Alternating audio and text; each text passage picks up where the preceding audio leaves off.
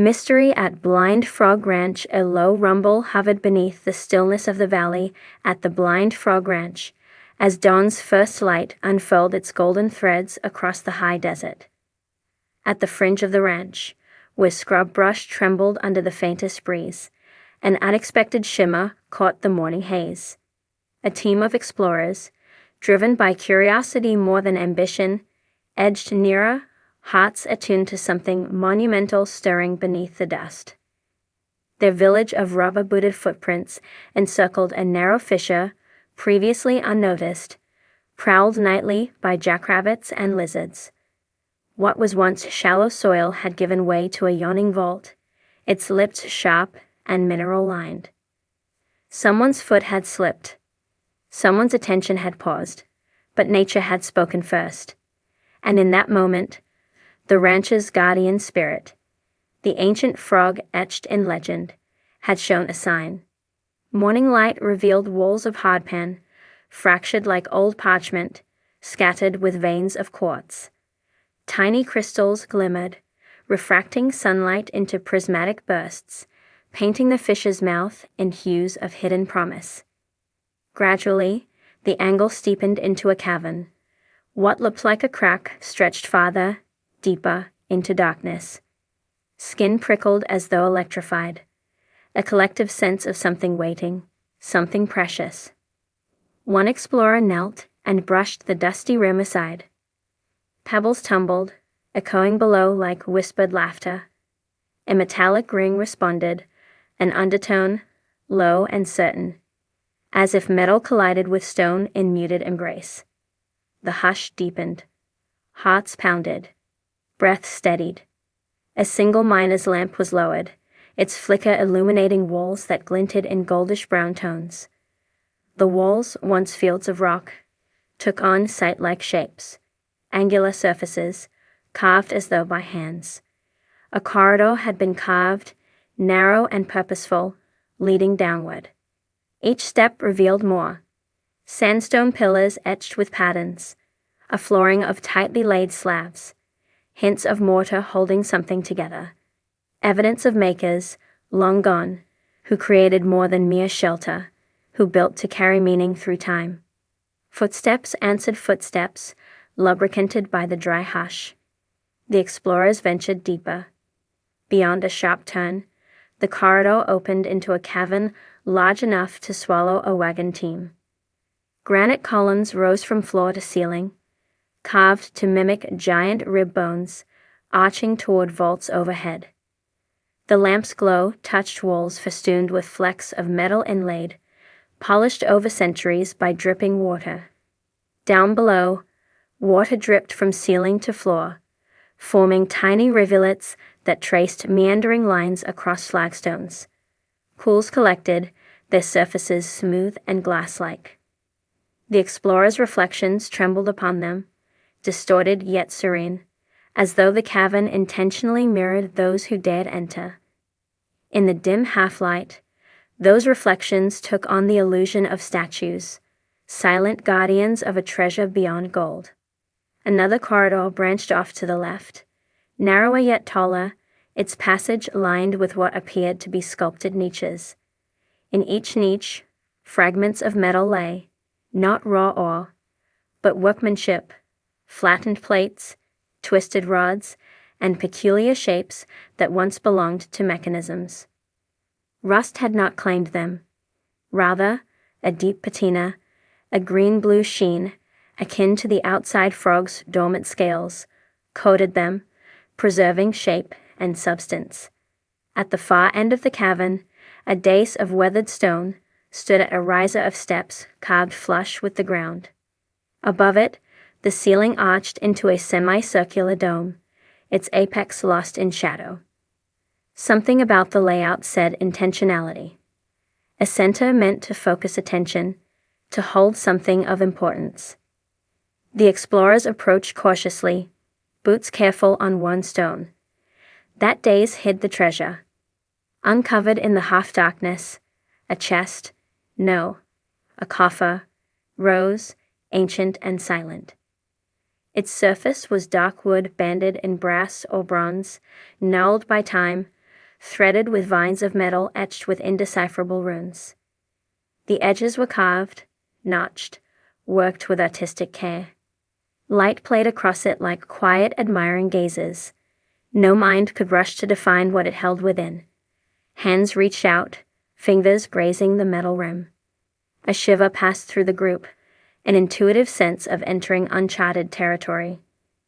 The dais itself seemed to pulse, wave-like, resonating with the coffer's presence. That gentle tremor became more pronounced. A subtle hum filled the cavern, born of before humans, before settlement, before the ranch itself. Earth's own breath, perhaps, or something older. Slowly, the wooden lid creaked. The movement caused dust to spiral on patchy blades of light, falling from unseen cracks above. And inside, treasure glinted, not bags of coins, but intricate assemblages of metal and stone.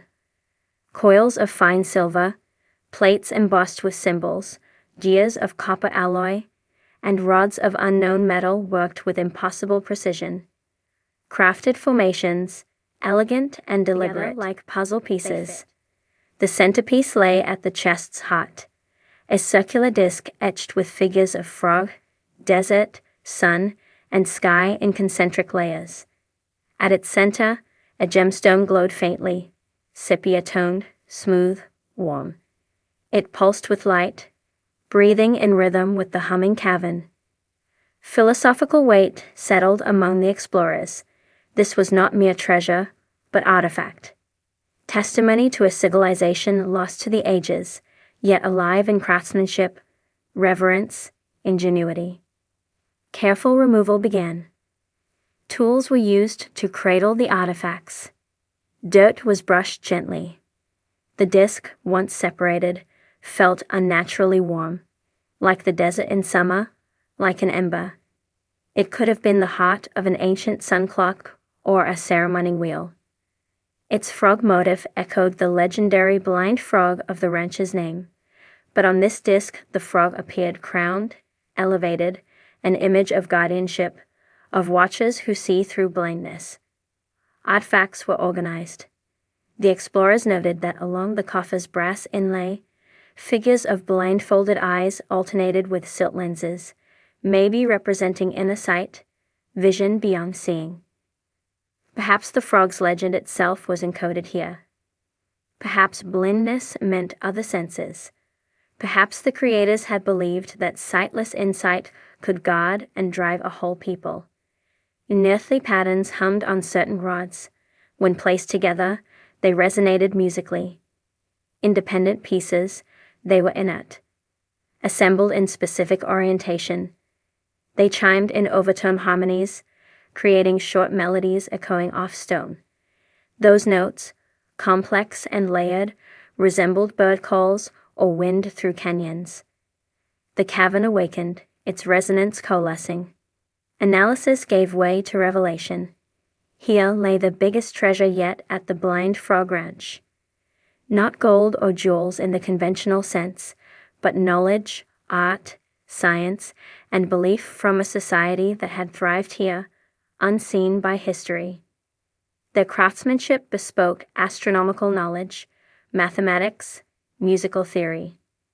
Their worldview was encoded in metal and gemstone. They were farmers, astronomers, builders, blending desert and sky. The explorers realized that the treasure's value lay both in artifacts and in their context. The coffer, the chamber, the corridors, they formed a whole. To remove an object might strip it of meaning, and yet study demanded extraction.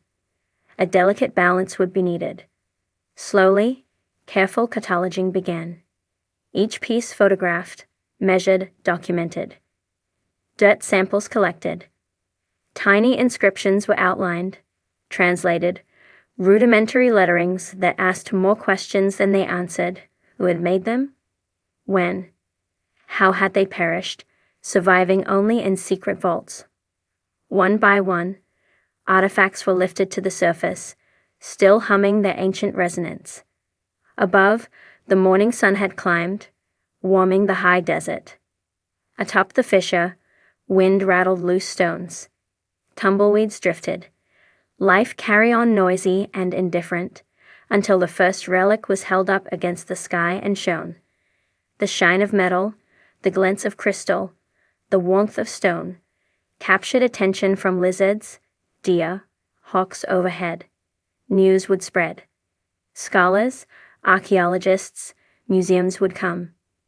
Excavators, conservators, geologists.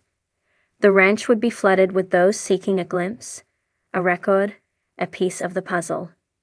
But for now, the treasure remained quietly under watch, as dust settled again in the cavern and the chest lay partly open, mid-reveal. One artifact lingered last in its rattan cradle, a frog-shaped amulet, wrought of gold tinged with copper, textured like a frog's skin, with empty eyes set with faceted obsidian. If the chest had a heart, this was it. As it opened to reveal a hidden clasp, a cavity underneath became visible, suggesting it had once held another element now missing, a piece broken lost. A small notch in its belly, perhaps for carrying, or unlocking, or triggering something unseen.